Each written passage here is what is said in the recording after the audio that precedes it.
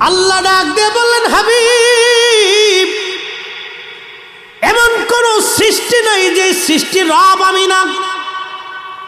ও হুজুর, আপনার উম্মত আপনার ইজ্জতের চাদর ধরে টানবে, আপনার কিছু উম্মত হবে আপনার শান ও আজমতকে খাটো করবে। আমি আল্লাহ আপনাকে একটা মর্যাদা দিলাম, ওয়ামা আরসালনাকা ইল্লা রাহমাতাল লিল আলামিন। আল্লাহ ডাক দেখা, হাবিব, আমি আল্লাহ আসমানের রব, আপনি নবী আসমানের রহমত। আমি আল্লাহ জমিনের রব, আপনি নবী জমিনের রহমত। আমি আল্লাহ রহিমের রব, আপনি নবী রহিমের রহমত। আমি আল্লাহ বরজখের রব, আপনি নবী বরজখের রহমত।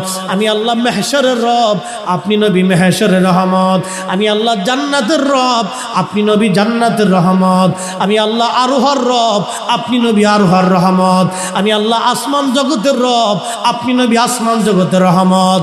আমি আল্লাহ নক্ষত্রের রব, আপনি নবী নক্ষত্রের রহমত। আমি আল্লাহ দাওয়াবুর রব, আপনি নবী দাওয়াবুর রহমত। আমি আল্লাহ সাজারুনের রব, আপনি নবী সাজারুনের রহমত।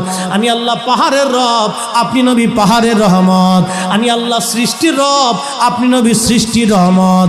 আমি আল্লাহ কুল মাখলুকের রব, আপনি নবী কুল মাখলুকের রহমত। আমি আল্লাহ কুল কায়নাতের রব, আপনি নবী কুল কায়নাতের রহমত।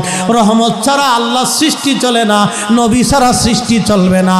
নবী নাই, সৃষ্টি নাই, নবী যেখানে আমরা আছি সেখানে। এই জন্য নবীর ইজ্জতকে যারা ছোট করে দেখে ওরাই হলো অরিজিনাল বেদাতি। কথা বলেন ঠিক কিনা?